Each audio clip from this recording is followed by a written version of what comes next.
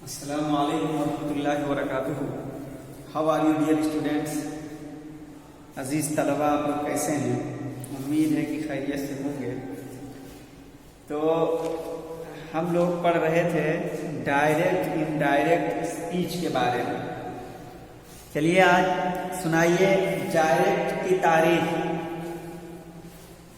ठीक है?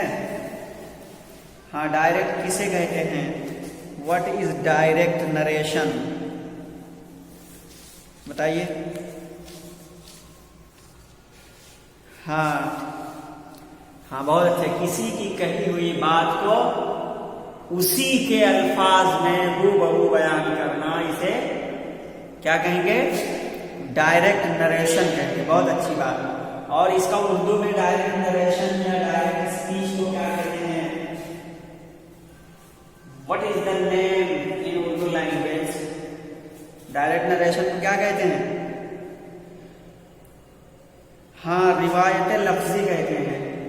आप समझ लेना, रिवायत लफ्जी, इस पे ध्यान गौर करेंगे तो खुद ब खुद इसकी तारीफ निकल जाएगी कि लफ्ज ब लफ्ज रिवायत करना, तो उसे डायरेक्ट नरेशन या डायरेक्ट स्पीच कहते हैं।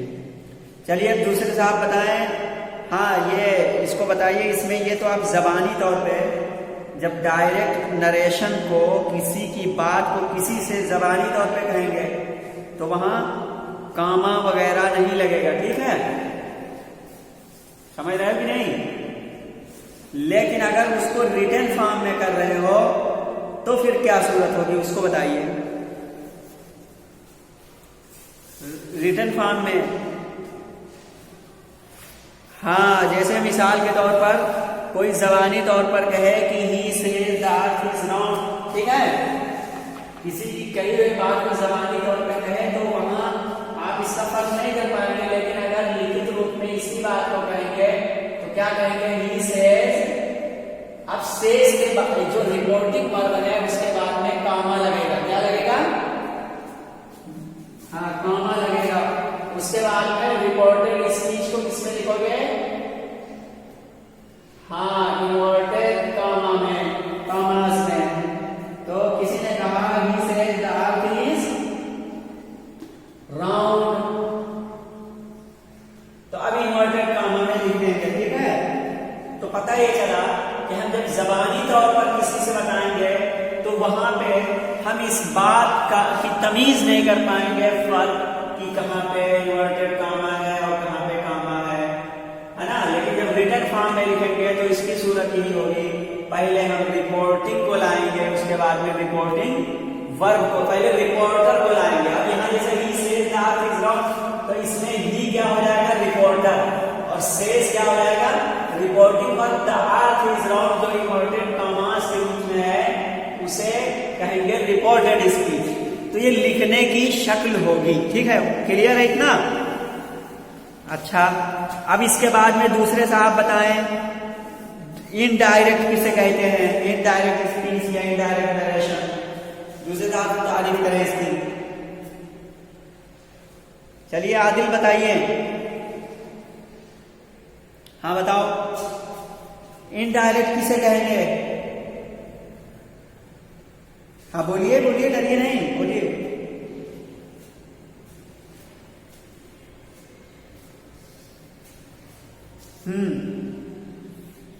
हाँ, बहुत अच्छे। उर्दू में इसे क्या कहेंगे? क्या नाम देंगे इनडायरेक्ट नरेशन का? बोलिए। रिवायत मानवी कहेंगे। क्या कहेंगे?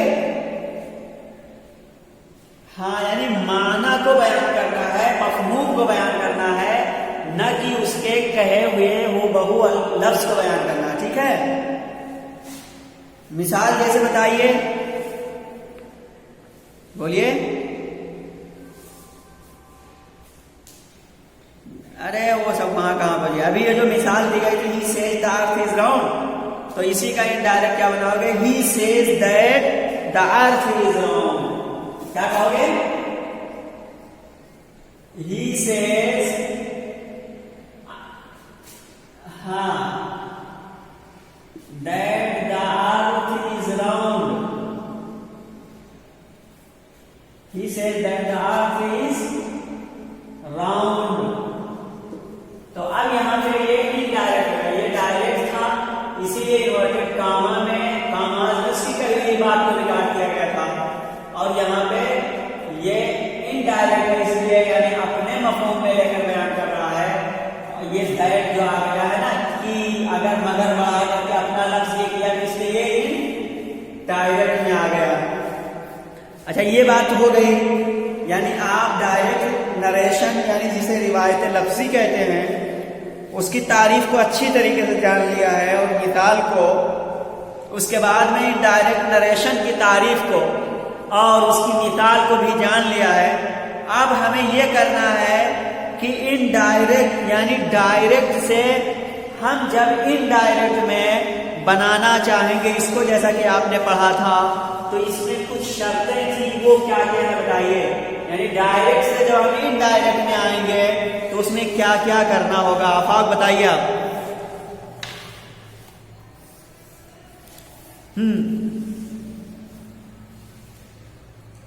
हाँ, सबसे पहले आप कामा हटाएंगे, ठीक है, चलिए एक मिनट मिसाल लिख इधर, जैसे ही सेज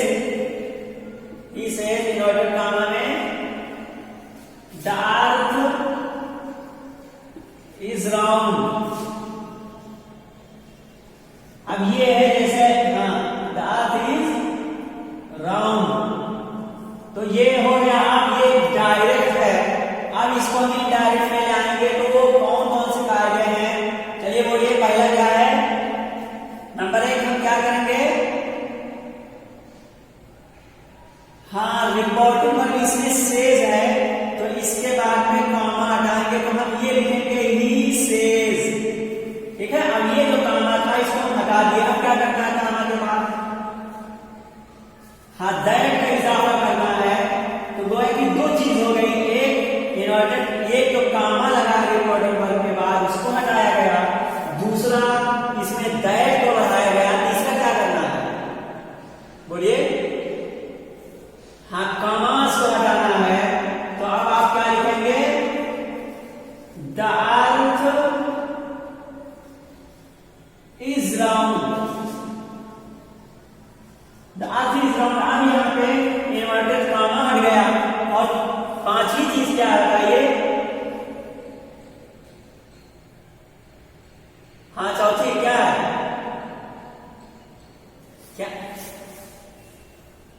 हाँ प्रॉपर नाउन है, यानी इन्वर्टेड कामा के ये जो रिपोर्टेड स्पीच है उसके शुरू का लफ्ज, शुरू का हर्फ लेटर क्या है, इन्वर्टेड कामा में तो कैपिटल में रहेगा, लेकिन वो जब इनडायरेक्ट में आएगा तो स्मॉल में हो जाएगा, क्या है स्मॉल में हो जाएगा। लेकिन अगर प्रॉपर नाउन है या आई है तो जो का तो लिख दिया जाएगा, क्लियर है ना।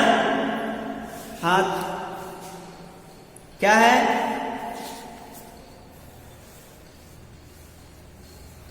हाँ एक और इसमें और है, यानी रिपोर्टिंग वर्ब के बाद में अगर ऑब्जेक्ट यानी मफूल आएगा तो उसमें क्या करना है, आपका अगर सेज है तो टेल्स बन जाएगा, और अगर से है तो सेड हो जाएगा, और अगर सेड है तो हाँ सेड है तो टोल्ड हो जाएगा, और से है तो टेल हो जाएगा, है ना।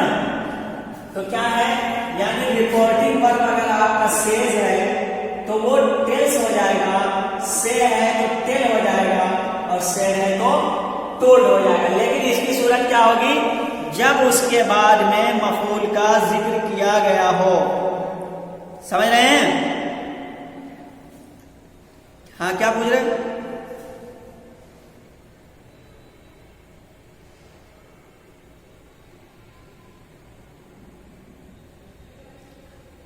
उसके बाद कहां आएगा भाई, वही जो रिपोर्टिंग वर्ब है उसी में परिवर्तन होगा।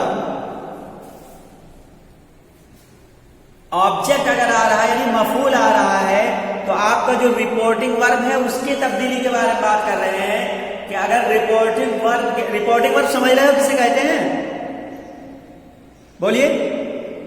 इन्वर्टेड यानी डायरेक्ट स्पीच में जो इन्वर्टेड कामा से बाहर वर्ब होता है वो रिपोर्टिंग वर्ब कहलाता है। यानी रिपोर्ट आपका जो ये डायरेक्ट नरेशन है या डायरेक्ट स्पीच है, उस जुमले के गोया के दो हिस्से होते हैं। एक हिस्सा आपका कामा से बाहर, इन्वर्टेड कामा से बाहर का होगा, जैसे he says the earth is round, ये एक डायरेक्ट है। तो एक ये हिस्सा देखिए कामा से बाहर का है, इन्वर्टेड कामा से, तो ये रिपोर्टिंग वर्ब का होगा। और इन्वर्टेड कामा से बीच का एक हिस्सा है वो रिपोर्टेड स्पीच होगा।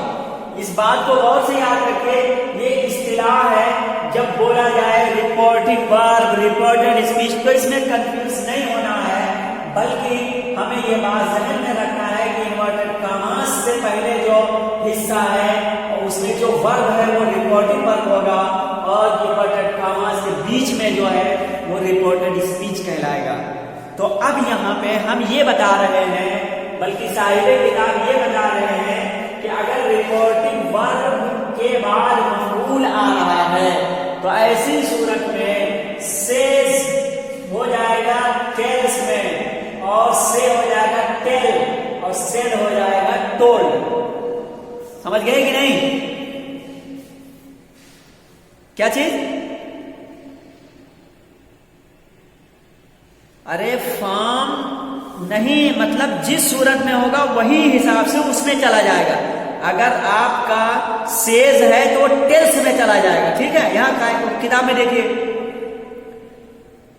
नंबर 4, रिपोर्टिंग वर्ब का टेंस कभी नहीं बदलता है। क्या बता रहे हैं कि रिपोर्टिंग वर्ब का टेंस कभी नहीं बदलता है, लेकिन जब उसके बाद ऑब्जेक्ट होता है यानी मफऊल होता है तो से आपका, अगर सपोज कीजिए वहां पे से लिखा है, मिसाल जैसे यहां देखिए है ना, Razi says Basit goes to school, Razi कहता है कि बासित स्कूल जाता है। तो अब अगर मान लीजिए यहां पर सेज के बाद में मफऊल हो, है ना, तो अब वहां वो मफऊल होने की वजह से ये सेज आपका टेल्स में चला जाएगा। सेड कहा जाएगा, अजीब आदमी, सही समझिए। सेड में कब जाएगा? सेड अगर हो तो टोल्ड में जाएगा। समझ रहे हो? सेज टेल्स में जाएगा और सेड आपका टोल्ड में जाएगा, और अगर से वहां होगा तो वो टेल में चला जाएगा। वहां साफ साफ लिखा है, देखिए सही से। अभी मिसाल नीचे यहां पे देखिए, उसी किताब में देखिए, अपने अभी बता रहा हूं, देखिए जैसे मिसाल के तौर पे यहां देख लीजिए, ठीक है, रिजवान विल से, ठीक है, अभी दिखा रहा हूं मिसाल आपको, इसमें नहीं दिए हैं। हाँ यहां पे देखिए नीचे एकदम आइए, नीचे यहां जो लिखा है मुस्तकबिल में, यानी कायदा नंबर 2 लिखा है जो रिपोर्टिंग वर्ब यानी माजी में हो और रिपोर्टेड स्पीच का फेल हाल मुस्तकबिल में, यहां उससे बहस नहीं है, हमको ये देखना है मफूल का। हाँ यहाँ पे देख लीजिए, उसी में ऊपर जो हिस्सा आप देख रहे हैं फेल में तब्दीली, इसी में उसी के नीचे कुछ जुमले लिखे, वहां देखिए एक लिखा है he has said to me, ठीक है, he has said to me, तो ये इनडायरेक्ट में क्या हो जाएगा, ही हैज टोल्ड मी हो जाएगा। और अगर सपोज दैट यहां ये होता ही हैज सेज, ठीक है, ही है, अब यहां पे ये दूसरा जुमला होता ही सेज, ठीक है, to me, he says to me, वो मुझसे कहता है, तो यहां पे क्या हो जाता, हाँ ही टेल्स, ठीक है, क्या हो जाता, वहां सेज है तो उसी तरह टेल्स में आ जाता, हाँ टू मी हो जाता। अरे वहीं पे ध्यान दीजिए, बिल्कुल आसान सा है, आप दूसरी जगह कंफ्यूज हो रहे हैं, समझ रहे हैं कि नहीं? यहां साफ साफ लिखा आपका से है और उसके बाद में मफूल है, तो ये से आपका चला जाएगा टेल में, और अगर सेज है और उसके बाद मफूल है तो ये आपका टेल्स हो जाएगा, और सेड है वहां पर उसके बाद मफूल है तो टोल्ड चला जाएगा। साफ साफ एकदम, ठीक है? सब लोग समझ गए कि नहीं? बाद में कंफ्यूज मत होइएगा, इसीलिए इसको मैंने फिर दोबारा रिपीट करने की कोशिश की है। हाँ समझ लीजिए। अब इसके बाद में हम आइए देखते हैं फेल में तब्दीली को, है ना? ये दो जो इस्तिलाहात हैं इसमें, डायरेक्ट में, reporting verb, reported speech, reporting verb, reported speech, बार बार ये आएगा जुमले। इसको जहन में बिठा लीजिए अच्छी तरह कि जब रिपोर्टिंग वर्ब बोला जाएगा तो इससे मुराद कामा से बाहर वाला जो है वर्ब होगा, और रिपोर्टेड स्पीच बोला जाएगा तो कामास के अंदर वाला जुमला होगा। ठीक है, इसको जहन में रखते हुए फेल में तब्दीली को हम देखते हैं। किसको देखते हैं? फेल में तब्दीली के बारे में अब हमको देखना है। तो इसमें फेल में तब्दीली क्या है? यानी अगर रिपोर्टिंग वर्ब हाल या मुस्तकबिल में हो, और ध्यान दीजिएगा आगे रिपोर्टिंग वर्ब किसे कहते हैं? रिपोर्टिंग वर्ब किसे कहते हैं? हाँ, बहुत अच्छा। जो कामा से बाहर वाला जुमला है, इन्वर्टेड कामा से, इन्वर्टेड कामा से बाहर वाला जुमला है, उसे क्या कहेंगे? रिपोर्टिंग वर्ब कहेंगे। और जो अंदर है इन्वर्टेड कामा से, वो रिपोर्टेड स्पीच कहलाएगा। तो उसी को कह रहे हैं कि अगर रिपोर्टिंग वर्ब हाल या मुस्तकबिल में है, लिखिए इसको, फेल में तब्दीली,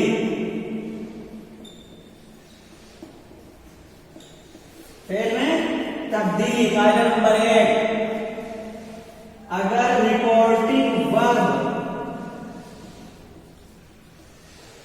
हाँ, अगर रिपोर्टिंग वर्ब क्या है? हाल या मुस्तकबिल में हो, हाल या मुस्तकबिल में हो, तो क्या करना है? तो रिपोर्टेड स्पीच के, ध्यान दीजिएगा, अगर रिपोर्टिंग वर्ब आपका हाल या मुस्तकबिल में है तो रिपोर्टेड, रिपोर्टेड क्या है? स्पीच, रिपोर्टेड स्पीच के वर्ब का, ठीक है, के वर्ब यानी फेल का, के वर्ब का टेंस यानी जमाना नहीं बदलता है। टेंस यानी जमाना नहीं बदलता है। क्लियर है ना? नहीं बदलता। जैसे मिसाल देखिए, दे रहे हैं, इस मिसाल को देखिए वाज़ेह हो जाएगा। जैसे डायरेक्ट की मिसाल आप देख लीजिए, डायरेक्ट में कह रहे हैं रजी से, रजी से कामा लगाएंगे उसके बाद, यानी रिपोर्टिंग वर्ब से। अब इन्वर्टेड कामा में लिखेंगे Basit goes to school, goes to school, ठीक है, गोज टू स्कूल। अब यहां पे आप इसको जब इनडायरेक्ट बनाएंगे या इनडायरेक्ट बनाएंगे तो क्या करेंगे? बोलिए, इनडायरेक्ट बनाएंगे, वो ठीक है, कामा हटाएंगे तो आप क्या लिखेंगे? रजी, हाँ, रजी से कामा हटा के डायरेक्ट, हाँ, Basit, Basit goes to school, ठीक है, टू स्कूल। अब इसमें जो चीज बताना चाह रहे हैं उसके ध्यान दीजिए। अगर रिपोर्टिंग वर्ब हाल या मुस्तकबिल में है तो रिपोर्टेड स्पीच के वर्ब का टेंस नहीं बदलता। आप यहां देखिए, ये जो सेज है आपका रिपोर्टिंग वर्ब, सेज क्या है? रिपोर्टिंग वर्ब है, और ये आपका रिपोर्टिंग वर्ब किसमें है? बताइए किस जमाने में है? हाँ, हाल में है। तो जब ये हाल में है तो रिपोर्टेड स्पीच में जो वर्ब है, गोज, जो आप देख रहे हैं, इसमें तब्दीली नहीं होगी, बल्कि इस वर्ब को जू का तू उतार दिया जाएगा। ठीक है, क्या करेंगे? जू का तू उतार दिया जाएगा। ये तो आप देख लिए हैं मिसाल किसकी, यानी हाल की देख ली, ठीक है, जमाने हाल वाली देख लिए हैं। और मुस्तकबिल की भी हो तब भी यही सूरत होगी। मुस्तकबिल की मिसाल लिखिए, जैसे डायरेक्ट मुस्तकबिल की मिसाल है, जैसे रिजवान बिल से, ठीक है, रिजवान विल से, हाँ रिजवान विल से। अब यहां देखिए विल से की कौन सा है जनाब बताइए? हाँ Rizwan will say Abdul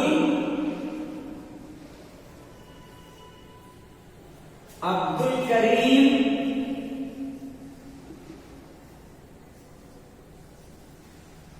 played cricket,